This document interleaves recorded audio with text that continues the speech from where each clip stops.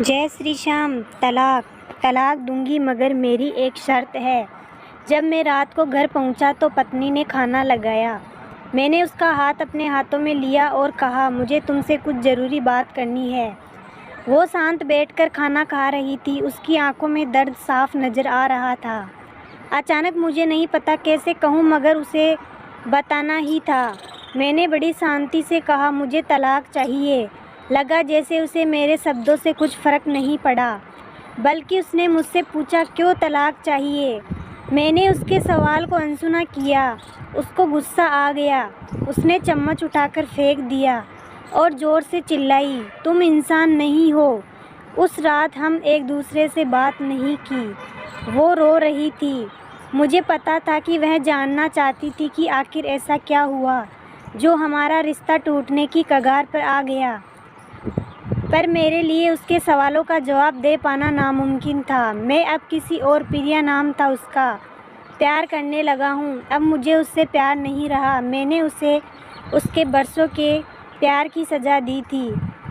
पूरे मन से मैंने तलाक के पेपर तैयार किए। उसमें लिखा था कि वह पूरा घर, कार और कंपनी में से 30% शेयर ले सकती है इस तलाक के बदले में। लेकिन उसने उन पेपर्स को देखा और उनके टुकड़े टुकड़े कर दिए। वह औरत जिसने मेरे साथ जीवन के 10 साल बिताए थे, वह आज मेरे लिए अनजान हो चुकी थी। मैं उसको इन 10 सालों के प्यार का दर्द दे रहा था, मगर मैं क्या करूं, जो हो चुका था उसे बदल नहीं सकता, क्योंकि मैं किसी और से, अपनी पत्नी से भी ज़्यादा प्यार करने लगा था। आखिरकार उसके सब्र का बांध टूट गया और वह फूट फूट कर मेरे सामने रोने लगी। मेरे लिए उसका रोना एक तरह से रिहाई की तरह था। तलाक की यह बात जो कई दिनों से मुझे परेशान कर रही थी, अभी बिल्कुल साफ़ हो चुकी थी। अगले दिन मैं घर काफ़ी लेट आया। मैंने देखा कि वह टेबल पर बैठकर कुछ लिख रही थी।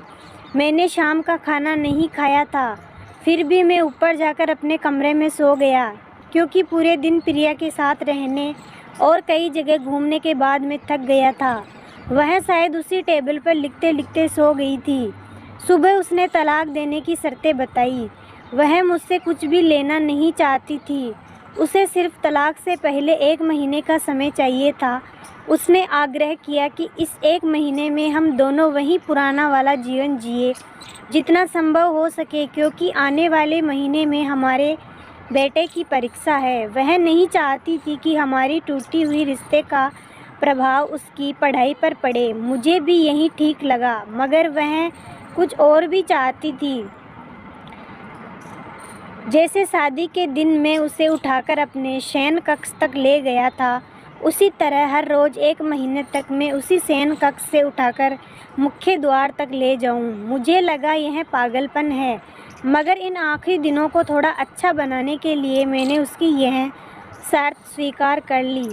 मैंने प्रिया को अपनी पत्नी की सभी शर्तें बताई। वह हंसने लगी। उसे लगा मेरी पत्नी कितने भी तरीके अपना ले, तलाक होना तो तय है।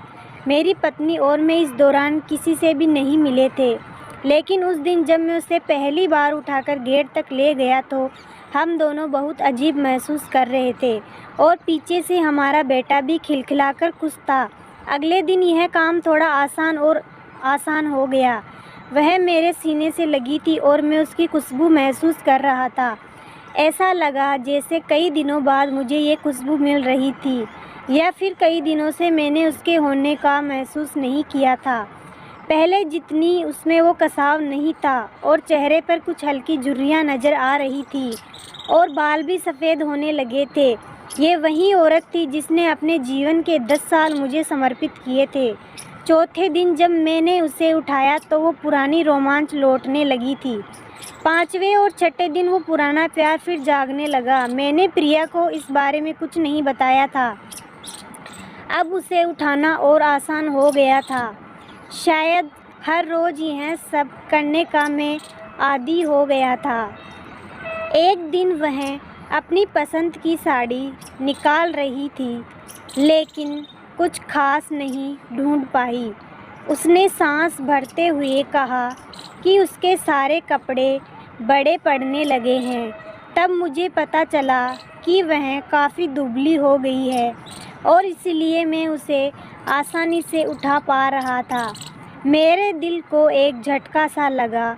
उसने अपने दिल में काफ़ी सारा दर्द छुपा रखा था। पता नहीं कैसे मैं आगे बढ़ा और उसके सिर को छूकर देखा। अचानक हमारा बेटा आया और बोला कि पापा, ये तो मम्मा को उठाकर बाहर ले जाने का समय हो गया है। उसके लिए अपने पापा द्वारा मम्मा को इस तरह उठाकर ले जाते हुए देखना जीवन का अभिन्न हिस्सा बन गया था। मेरी बीवी ने हमारे बच्चे को बुलाया और ज़ोर से उसे गले लगा लिया। मैंने अपना चेहरा दूसरी तरफ कर लिया। मुझे लगा कहीं मैं अपना निर्णय न बदल लूँ। मैंने अपनी पत्नी को रोज़ की तरह उठाया और बेडरूम से सिटिंग रूम होते हुए हॉल तक लाया। उसने प्यार से अपने दोनों हाथ मेरी गर्दन के आसपास रख दिए। मैंने उसे ज़ोर से पकड़ रखा था, बिल्कुल हमारे सुहागरात की तरह, मगर उसका इतना कम वज़न मुझे परेशान कर रहा था। महीने के आखिरी दिन जब मैंने उसे उठाया तो मेरे लिए एक कदम भी चल पाना मुश्किल हो रहा था। हमारा बेटा स्कूल जा चुका था। मैं अपनी कार से ऑफिस गया और कार से कूदकर बाहर आ गया, बिना कार को लॉक किए। मुझे डर था कि अब एक पल की भी देरी मेरा इरादा बदल देगी। मैं ऊपर गया। प्रिया ने दरवाज़ा खोला और मैंने उससे कहा, सॉरी प्रिया, अब मैं अपनी पत्नी से तलाक नहीं लेना चाहता। उसने मुझे देखा और मेरे सिर पर हाथ फेरकर कहा, तुम्हें बुखार तो नहीं है? मैंने उसका हाथ उठाया और कहा, सॉरी प्रिया, अब मुझे अपनी पत्नी से तलाक नहीं चाहिए। हमारी शादीशुदा ज़िंदगी शायद हम दोनों के ध्यान न देने की वजह से बोरिंग हो गई थी, लेकिन इसका मतलब यह कतई नहीं कि हम एक दूसरे से प्यार नहीं करते। अब मुझे एहसास हुआ कि जिस दिन मैं उसे शादी करके अपने घर लाया था, उस दिन से जीवन के आखिरी दिन तक मुझे उसका साथ निभाना है। प्रिया के होश उड़ गए। उसने मुझे एक ज़ोरदार चांटा जड़ दिया मेरे मुँह पर। वह रोने लगी और दरवाज़ा अंदर से बंद कर लिया। मैं सीढ़ियों से नीचे उतरा और आकर अपने कार में बैठ गया। आगे एक फूल वाले की दुकान पर रुका और अपनी प्यारी पत्नी के लिए एक सुंदर सा गुलदस्ता लिया। दुकानदार ने पूछा कि इस पर क्या लिखना है। मैंने मुस्कुराते हुए कहा कि मैं तुम्हें जीवन के आखिरी दिन तक यूं ही उठाता रहूँगा, मेरी अर्धांगिनी। उस शाम जब मैं घर आया, हाथों में गुलदस्ता लिए, मेरे चेहरे पर एक मुस्कान थी। मैं ऊपर अपने कमरे की तरफ भाग कर गया, लेकिन तब तक वह मुझे छोड़कर इस दुनिया से जा चुकी थी हमेशा के लिए। वो कई महीनों से कैंसर से लड़ रही थी, लेकिन मैं प्रिया के साथ इतना खोया हुआ था कि कभी ध्यान ही नहीं रहा। उसे पता था वह जल्दी ही मुझे छोड़कर जाने वाली है, इसलिए वह मुझे और मेरे बेटे के रिश्ते को टूटने से बचाना चाहती थी। मैं नीच उससे तलाक लेना चाहता था, लेकिन फिर भी उसने मुझे अपने बच्चे की नज़र में एक प्यारा पति और पिता बना दिया था। जीवन की छोटी छोटी बातें रिश्तों में बहुत महत्व रखती है। बड़ा घर, बड़ी कार और बैंक बैलेंस ये खुशियों का हिस्सा ज़रूर बन सकते हैं, मगर अपनों के बिना इनकी कोई कीमत नहीं होती है।